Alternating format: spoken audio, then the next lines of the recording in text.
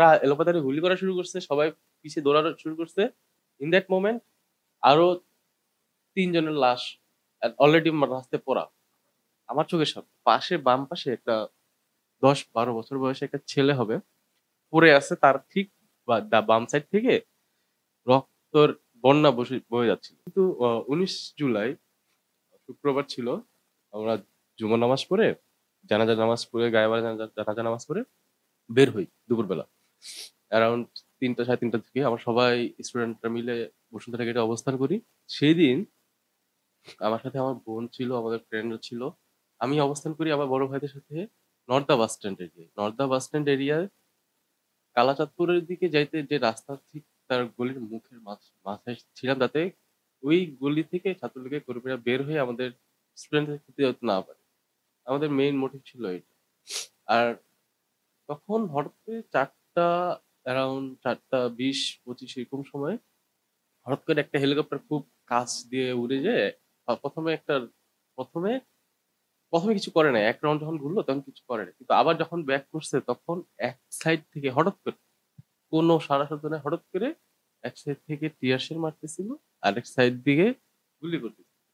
তখন আমি আমার সেই ওই গলির মাথায় ফ্রন্টে দাঁড়িয়েছিলাম। ওই এলাকার ছাত্রলীগ কর্মী দেখি কি ৩-৪ জন হাতে হঠাৎ করে গুলি তাক করে বসছে, পিস্তল তাক করে বসছে। তো আমি আর ১ সেকেন্ডও ওয়েট করি নাই। আমি আমার মাথা বাঁচানোর জন্য ডান হাতটা মাথা বাঁচানোর জন্য হাত তুলছিলাম। তখন ঠিক ওই মুহূর্তে আমি দেখি নাই। কিন্তু ফিল করছি যে আমার ঠাস করে আমার হাতের বাইসেপস এর উপরে কি যে কিছু একটা লাগছে। ঠাস করে শব্দ হইছে, এখানে শরীরে কিছু একটা লাগছে। তো ওই মোমেন্টে আমি আমার শরীরের পুরাটা কাঁপাকাঁপি শুরু করছিল। লাইক ভাইব্রেশন দেওয়া শুরু করছে।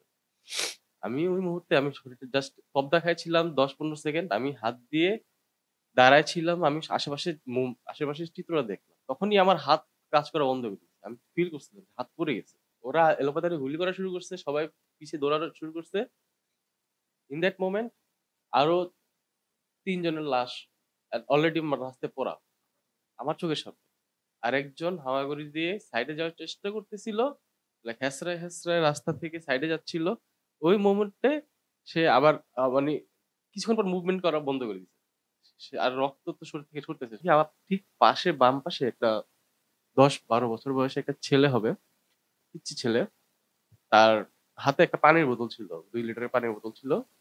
সে যে পড়ে আছে তার ঠিক বাম সাইড থেকে রক্তর বন্যা বয়ে যাচ্ছিল। ঠিক এই জায়গাটা থেকে। তো আমি যখন এটা দেখছি তখন আবার শরীরে কাঁটা দিয়ে উঠছে। লাইক এটা তো কারো না কারো ছেলে, এটা তো কারো না কারো ছোট ভাই। আমি ওকে ফালায় রেখে যেতে পারব না। এটা আমার এথিক্স এর বাইরে বলবে। তো আমি যখন ওকে কোলে নেওয়ার চেষ্টা করি তখন আমার হাত কাজ করে না, তো আমি কোলে নেওয়ার চেষ্টা করলেও পারি না। কারণ আমার ডান হাত তখনই অকেজ। আমি ওকে কোলে নিয়ে আসার চেষ্টা করতে না পারায় ব্যর্থ হয়। তারপর ওর কলার ধরে সাইডে হেঁচড়ায় নিয়ে যাবো সাইডে। তো আমি ২-৩ কদম সামনে আগানোর চেষ্টা করছি। তো পিছন থেকে আরেকটা গুলি আমার কোমরে করে।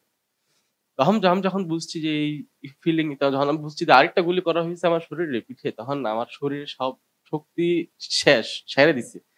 কিন্তু আমি ওরে ছেড়ে দিয়েই ভয়ে আমি বসুন্ধরা গেটে দৌড়াই যাই। এই ল্যাংড়ায় এই অবস্থাতে দৌড়াই যাই। দৌড়াই যাই আমি আমার ফ্রেন্ডকে বলি, "দোস্ত খুব খারাপ অবস্থা, প্রচুর ব্যথা করতেছে, আমার হাসপাতালে যেতে হবে। গুলি করছে আমার।"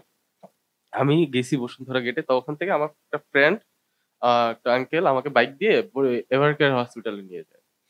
তো ওই মোমেন্টটা আমি শ্বাস নিতে পারতেছিলাম না।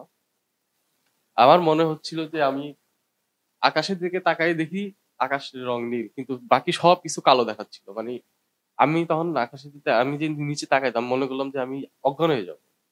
আমি অজ্ঞান হয়ে যাবো। আমি আকাশের দিকে তাকায় থাকবো। আমি উপরে তাকায় ছিলাম অল দ্যা টাইম। হাসপাতালে গিয়েও আমি হাসপাতালের লাইটের দিকে তাকায় ছিলাম। কারণ আমার সেন্স আসতেছিল না। আমি নিজেকে ধরে রাখতে পারতেছিলাম না। শরীর এতটা পেইন করতেছিল। যাই হোক আমি তখন ১৯ জুলাই তখন ৬ টার সময় আমাকে হাসপাতালে নিয়ে আসে।